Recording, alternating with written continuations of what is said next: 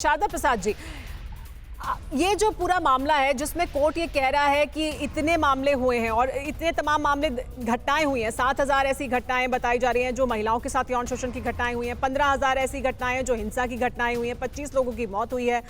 खुद ममता बनर्जी ने कहा था जब उन्होंने सत्ता में वापस आई और एक बार उनका शपथ ग्रहण से पहले कि अब मेरे हाथ में प्रशासन आ गया, अब मैं इस पर कार्रवाई करूंगी, लेकिन अभी तक सख्त कार्रवाई होते हुए दिखाई नहीं दिया है। तो क्या कुछ अब हो सकता है? आपको लगता है कि सरकार अभी भी पश्चिम बंगाल की कार्रवाई करेगी इस सख्त टिप्पणी के बाद हाईकोर्ट की?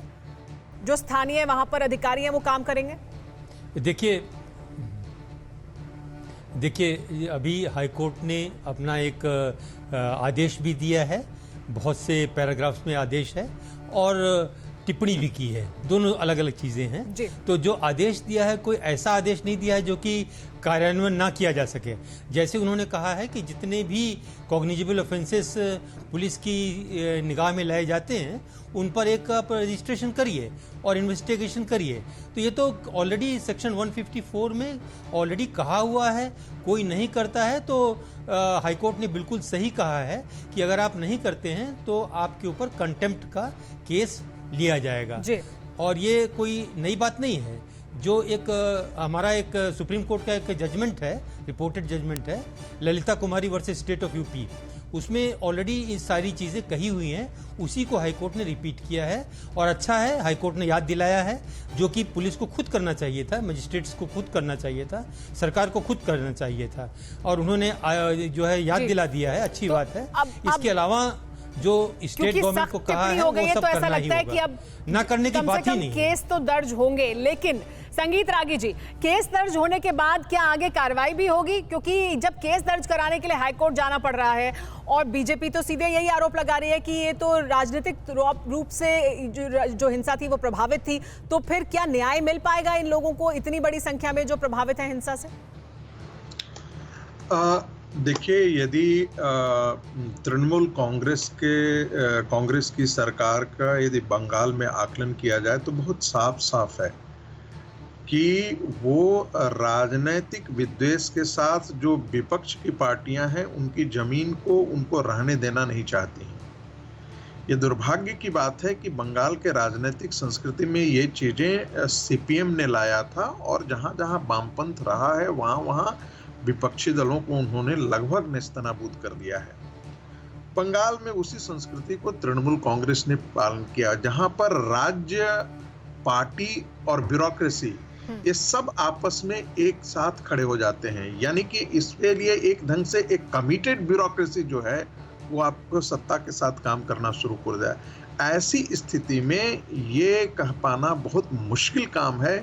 ये लगभग असंभव है कि इन लोगों के साथ न्याय मिल पाएगा। फिर क्या रास्ता होगा अगर नहीं मिलेगा न्याय? और आपका ये आरोप कि साथ में सब मिलकर काम कर रहे हैं, सब मिले हुए हैं, तो फिर क्या रास्ता होगा?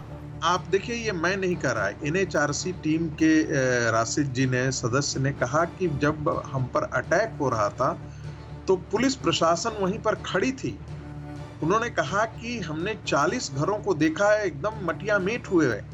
जब NHRC की टीम के सदस्यों के साथ ये घटना घट सकती है, जो कोर्ट के आदेश पर इस प्रकार की टीम बनाई गई है, ठीक है, उसके साथ यदि ऐसी घटना घट सकती है तो आम आदमियों की जिंदगी कितनी कठिन और मुश्किल है पश्चिम बंगाल में, वो ये समझ में आता है। लेकिन फिर अगर इतने गंभीर आरोप लग रहे हैं तो फिर रास्ता क्या होगा? क्या राष्ट्रपति शासन उसका एक रास्ता? इस पर भी बात करेंगे। हमारे साथ शंभुनाथ शुक्ला जी भी मौजूद हैं। शंभुनाथ जी, एक तरफ हम ये हिंसा की घटनाएं देख रहे हैं, दूसरी तरफ ममता बनर्जी का ये कहना कि पीलिया हो गया है उन्हें, जिनको लग रहा है कि हर तरफ हिंसा हो रही है। क्या है जमीनी हकीकत पश्चिम बंगाल में की और क्या ये तस्वीर बदलने वाली है? देखिए, ये सही है कि बंगाल में हिंसा हुई है, NHRC जबकि सदस्यों के सामने हुई है, और मैं संगीत रागी जी की इस बात से सहमत हूं कि ये परंपरा बंगाल में चली आ रही है, लेकिन उन्होंने सिर्फ सीपीएम के समय की बात की। मैं इस पर थोड़ा सा संशोधन करूंगा, क्योंकि ये परंपरा सीपीएम के समय नहीं, उनके पहले सिद्धार्थ शंकर राय के समय शुरू हो गई थी, जब नक्सलियों के नाम पे भयानक उत्पीड़न युवाओं का हुआ था।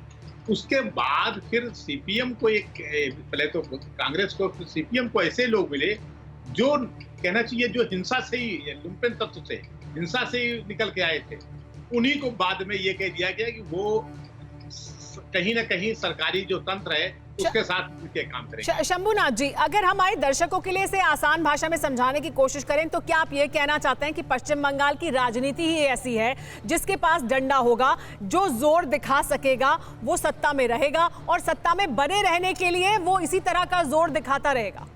जी, पिछले 50 साल से पश्चिम बंगाल की राजनीति यही चल रही है और ये वहां डंडा के जोर पे ही कहना चाहिए शासन होता है।